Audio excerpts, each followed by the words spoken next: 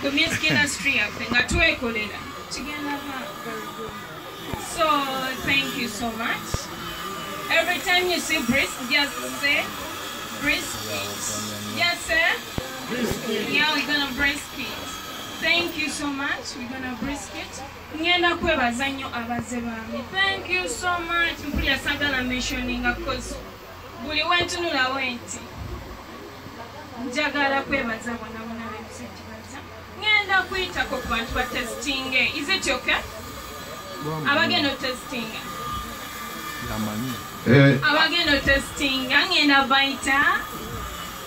Ngenda soka. Abanye size. Ngenda baita testing. It's just Brisk.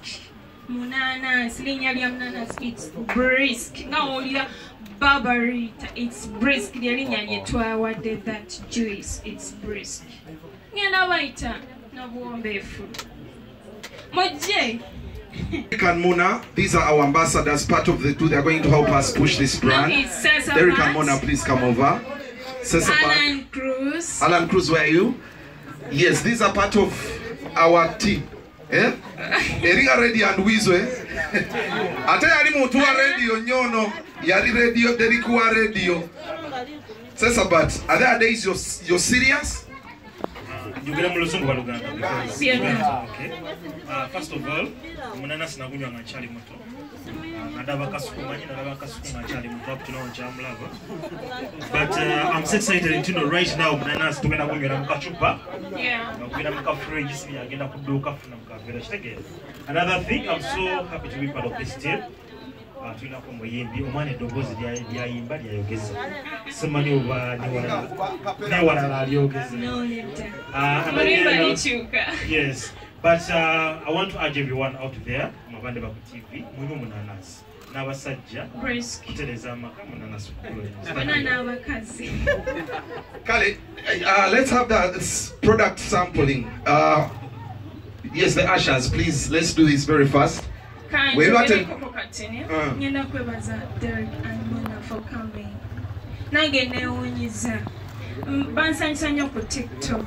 Omanyi okubeera nga muli couple ate nga mukola ebintu the same. Bali couple bituufu nange mbadde neewuunya.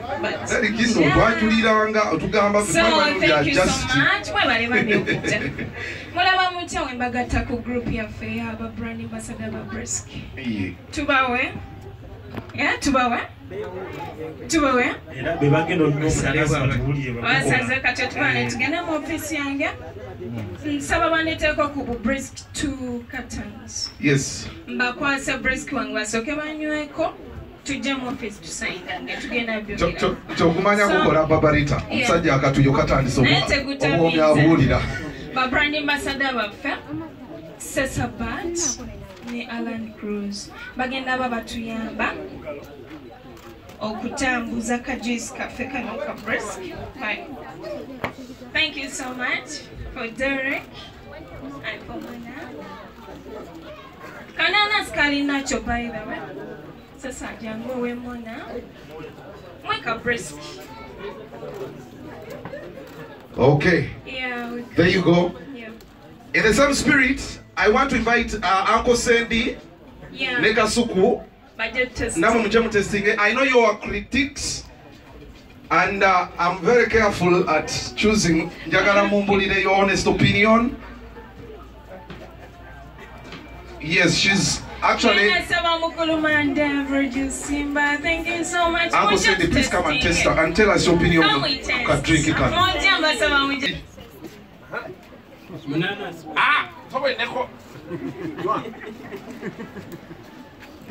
Yongera.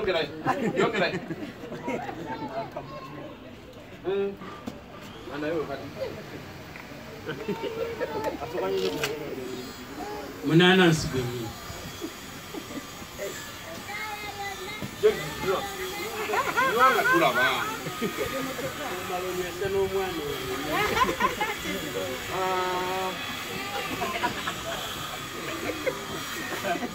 Unaona Barbarita hii. Unaona Barbarita juice karungi. Brisk juice. Brisk juice. Original mnanasi kwenye hili. Yaani kama unaita ngauzi tono. Nipata ila. Mambo yote ni ngauzi ukanipa.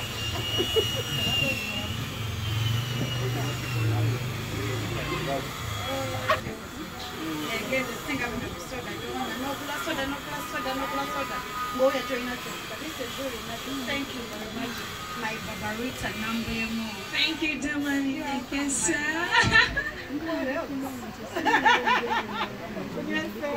Pesa kujenge.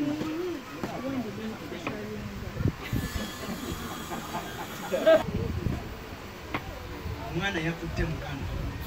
Akamanyi ukasokola. Risky. Hapo sasa yongereko. Bila mandu antiwedo. Basi kia msiki. Yeye byenda kandi kwekweta ngalori. Neka kalamu. Walimo mulalo. Oyo. Aha. Oyo. Era mwalimu msiki. Love is in the air. Mukamanyi. Mukanonyeko kuba abalabe waliraga love is in the air. Landori wabwe alina kunyweza misumari. Kubanga bati bajjaga jema. Okay, madawo kanyondeko. Munywese tofaayo kaba kunywese. Sonye. Mwana yamala nakaleza. Atako mwana wetegereza. Oyagala batu. Munywese. Leto mugisa. Tomutuga. Ekifaananyi mu kikube kasuku you get the best. Bali kubaveko. Togamba likazina. The best kasuku has the Olirosya mona. kasuku ndana wazi. Oga nchakora katya. Aina ne dimbu shua. Deli kikakodako. Ah.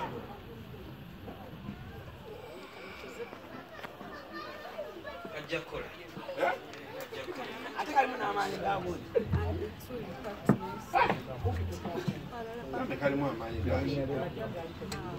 So yeah, that's the drink.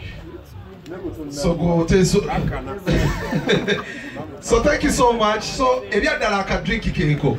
Can thank you so much. Kasuku you can. Ne waliwo twale tudde Jenkins agambye agala Barbarita amwogereremu neera. Addemu agambe nti Jenkins, you're welcome. Kyokka kyayagala kamala tuula akyogeze. Kale, Alan Cruz, before you go and say Sabat, like we said, brisk is just not a drink that is going to satisfy or quench thirst. Naye n'emirimu tugenda gitondawo. Era in our midst right now today we are going to witness unemployed omulimu contract agenda signing right now wakati wa Brisk n'abakulu Alan Cruz ne Sesabat. They're going to be one of our brand ambassadors. Nsaba Caucus, Radio Simba, and Mr. Mandel. Nsaba mujja testing ko Brisk.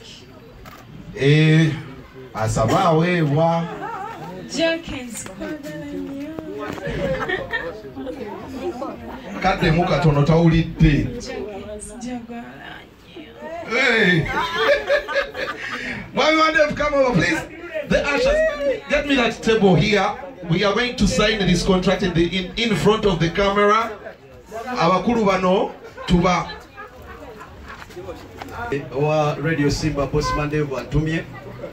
Testinge kulwa company number ya Radio Simba. Tuli basanyufu Barbarita kuchokoze. Era olujje lwa Radio Simba lukule buli bono jjajje tuli. Thank you so much. Bakitunzi baffe bajja kuba bakulindiridde. N'olwekyo tukkiriza nti buli kimu kijja kutambula bulungi. Amen. Twagala tuveewo wano nga tutegedde. Omuntu bw'aba wakakagula ng'akagula kokka kamu akagula mmeka. Kamu kanusu 10 katani ya mutwalo tukulekeramu. olabye ebintu ebisinga ate gwoyinza otunda ku 2,000 oba n'otunda ku 1,500 kiva gy'oli naye nga ffe tukatunda 1,000 kata ya mutwalo gyowe abasoomooza abali ndowooza bakitegere toyanziza nnyo